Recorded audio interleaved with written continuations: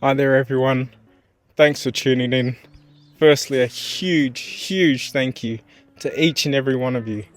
Thank you for being here, first of all, but thank you for the love and support that you've showered upon our family through what hopefully is the most difficult time of our lives. You really blessed us in what was a difficult situation, and turned it around in that respect. Pour out your love, your practical support, financial support, so many ways. You've helped turn around what was a really bleak and difficult situation and making something great of it. So thank you. We are so grateful as a family on behalf of Hazel, Bonnie, Ziggy, and myself. Thank you. So it was the 4th of May, a day that changed our lives forever. It's been a year now, but last year we'd recently celebrated my daughter's 3rd birthday. We'd caught up with friends earlier in that week, but I had no idea what was about to happen or what I was about to embark on. Not a clue. That morning I'd walked the girls to playgroup, which is 2 doors down from our house. Literally just minutes earlier. Still not a clue. When I came home, walked through that front door, bang, it hit me like never before. This excruciating pain. I couldn't find any relief at all. I knew something was desperately wrong, but even at that point, going through that pain, I still thought I'd be able to go into hospital and that they'd be able to treat whatever it was. That they'd be able to perform surgery or remove what they needed to, and that I might be home within the week. But little did I know, I was about to embark on the most terrifying and devastating time of my life. My body had never gone through anything like that before. My last memory was going into the emergency department at Joondalup Hospital. They took me aside into a room by myself with Hazel there, and I don't remember anybody coming to see me. That was my last memory. I was crying out in absolute pain to the point where they pulled Hazel aside and asked if I was a drama queen. That's literally what they asked her. Luckily, I have no memory of that, but she told me afterwards. Just today I'd been reading some of Hazel's updates just to inform myself on how bleak the situation was, because it seems a lot worse than I personally remember. I entered a coma for a couple of weeks.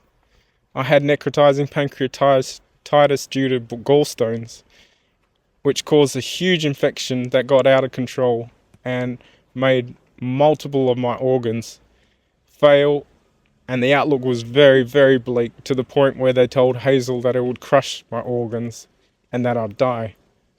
They told her to prepare for my passing, but she didn't want to give in. She's a prayer warrior, this one, and I'm so grateful for it. After being in that coma, I woke up in ICU after being transferred to Charlie's. I was in intensive care for 2.5 months, some of the most grueling times of my life. It was difficult because I wasn't able to communicate my needs, wasn't able to communicate with Hazel, my mum, my dad, those closest to me, but also those nurses and doctors that were there to help support me.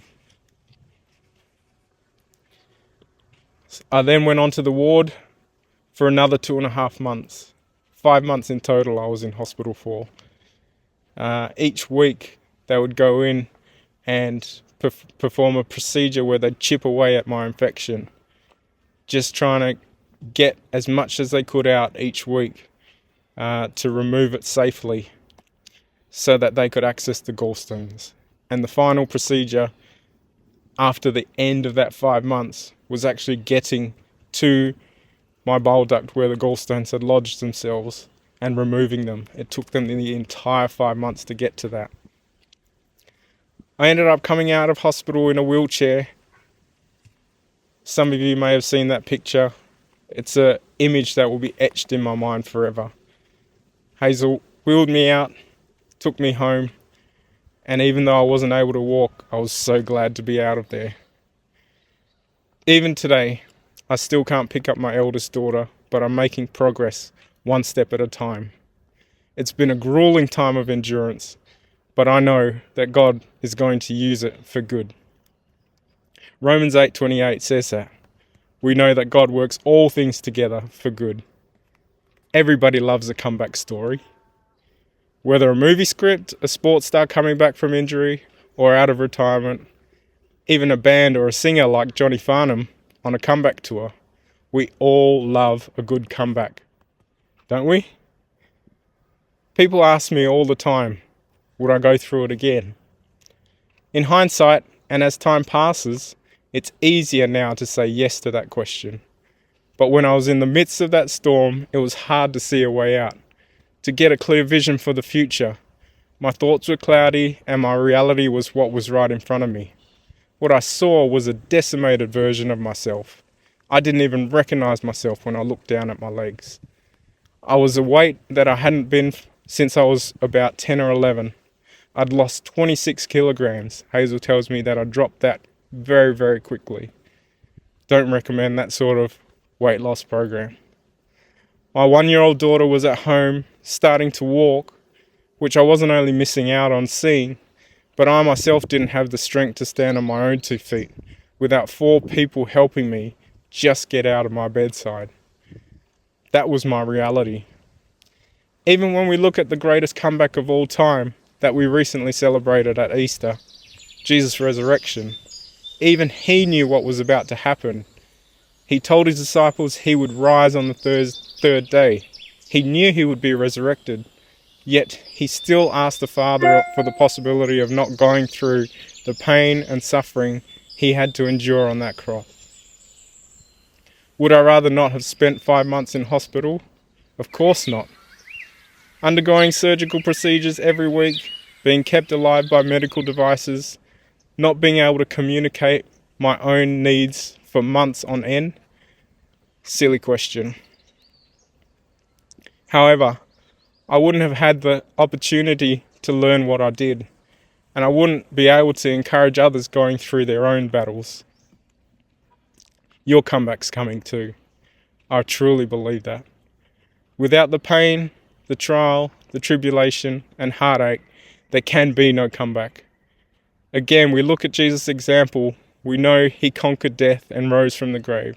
So we too can live on the side of victory, even through the storms that life brings. I never doubted that I wouldn't be here today. I always had a peace in knowing that I would get through this when I woke up from my coma.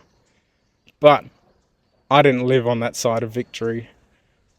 I let the situation get to me, and I was really down through it. I have some amazing friends though that stay so positive as they go through battles and hardship, but that wasn't me. People were believing for the best for me.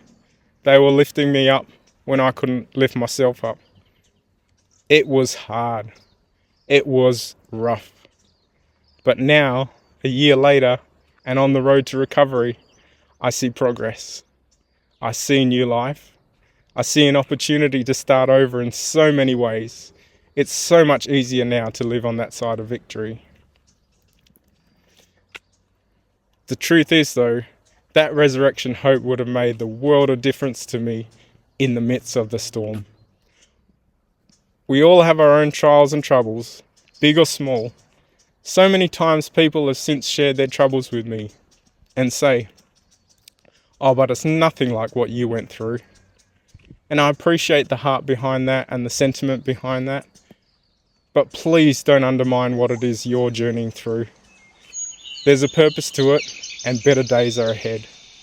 A new day's coming, and the suffering will have a purpose to it. It will lead to growth, and it will lead to perseverance. We see this in Romans 5 where it says, "We rejoice in our sufferings, knowing that suffering produces endurance, and endurance character, and character hope." That's the hope that we need to hold on to. Please don't undermine your own trials, big or small. We're each on our own path, and I believe it will be used for good. If you don't yet believe, just imagine, even for a moment, just think about, what if God was real? What if God loved you so much that he'd send his son to die for you as a demonstration of his love for you and for humanity? What if?